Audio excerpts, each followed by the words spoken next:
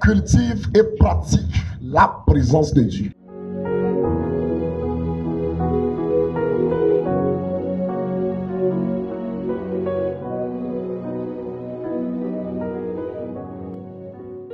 Bien-aimé dans le Seigneur, il y a une chose précieuse, plus précieuse, que chaque chrétien doit admirer, rechercher quotidiennement, pratiquer. C'est ce qu'on appelle la présence de Dieu. La présence de Dieu, c'est ce dont nous avons besoin. Plus que tout, au-delà de tout, avant tout, c'est ce qui accomplit la guérison, la paix. C'est ce qui manifeste les œuvres de Dieu. Tu veux voir Dieu, cultive sa présence. Le jour où tu as reconnu Jésus comme ton Seigneur et ton Sauveur, et que tu as cru en lui, et que tu l'as reçu, la parole de Dieu dit, tu es enfant de Dieu. Ça veut dire la caractéristique de Dieu commence à habiter en toi. L'identité de Dieu est posée sur ta vie. Le psalmiste qui a écrit le psaume 27, il dit, je demande à l'Éternel une chose que je désire ardemment. Je voudrais habiter toute ma vie dans la maison de l'Éternel pour contempler la magnificence de l'Éternel et pour admirer son temple. Je désire une chose vivement. Ce qui désire vivement, c'est la présence de Dieu. Il y a une place.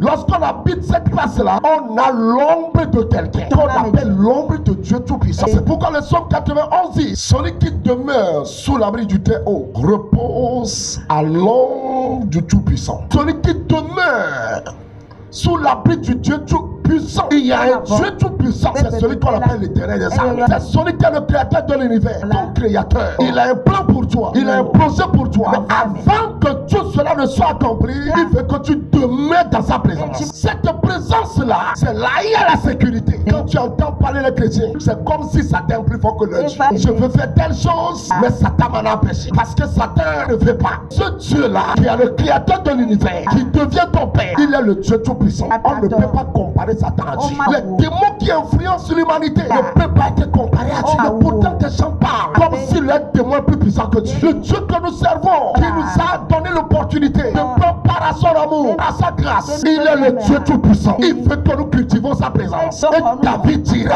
je suis dans la joie lorsqu'on me dit d'aller dans la maison de l'Éternel. Il dira, j'habiterai dans la maison de l'Éternel jusqu'à la fin de mes jours. La présence de Dieu, c'est ce que nous devons désirer, pratiquer, cultiver, bien aimé. Quand tu reçois la grâce et qu'on t'appelle enfant de Dieu, tu ne dois pas t'arrêter là-bas. Dieu ne nous appelle pas seulement pour être des enfants, mais nous devons progresser et atteindre le statut de fils et de fille de Dieu. Tous ceux qui ont cru en son nom, tous ceux qui l'ont reconnu, tous ceux qui l'ont accepté, s'appellent enfants de Dieu. On leur donne le pouvoir de devenir enfants de Dieu. Mais tu ne dois pas demeurer là-bas. Tu dois cultiver la présence de ton Père. Tu dois cultiver la communion de son esprit. C'est dans ce sens la parole de Dieu dit. Nous n'avons pas reçu un esprit de timidité. Nous n'avons pas reçu un esprit de peur. Mais nous avons reçu un esprit d'adoption. Ni un esprit de peur. Mais nous avons reçu un esprit d'adoption qu'on appelle le Saint-Esprit. L'esprit de Dieu n'est pas un esprit de peur. Ce n'est pas un esprit de timidité. C'est un esprit de courage. C'est un esprit de confiance. La parole de Dieu dit, aussi longtemps que l'héritier est un enfant, il ne diffère en rien d'un esclave. Ça veut dire, avant que l'héritier ne reçoive son héritage, il doit acquérir un statut. C'est le statut de fils de Dieu. Et pour être fils de Dieu,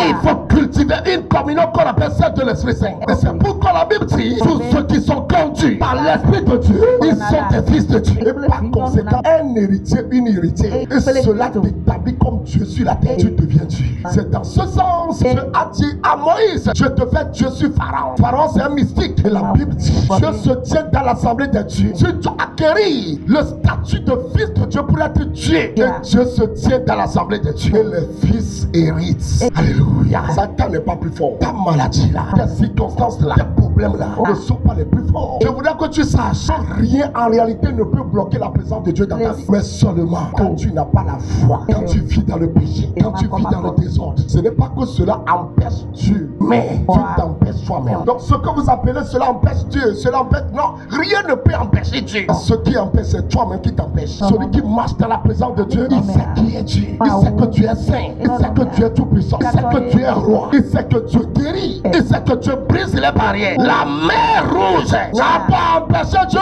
d'avancer vers Canaan. Jéricho, le Jourdain n'a pas empêché Dieu.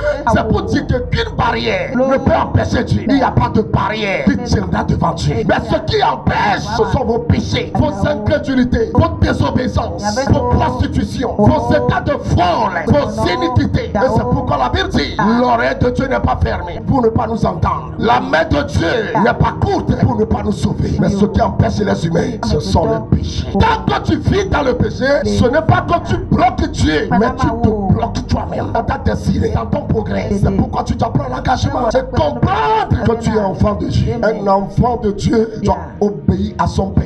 Un enfant de Dieu doit se conformer selon la parole de son Père. Doit écouter la voix de son Père. Doit faire ce que son Père aime. Doit habiter dans la présence de son Père. Doit laisser le Père faire. Un enfant de Dieu doit porter l'identité de son Père. Et là où Dieu est, sa présence est là-bas. Là où sa présence est, ses armées sont là-bas. Sa guérison, sa magnificence est aussi là-bas. Là où il y a la présence de Dieu, il y a la liberté. Toutes les malédictions posées sur ta vie, selon laquelle toi tu ne grandiras jamais, elle est brisée sur ta vie. Elle est brisée sur ta vie. Amen.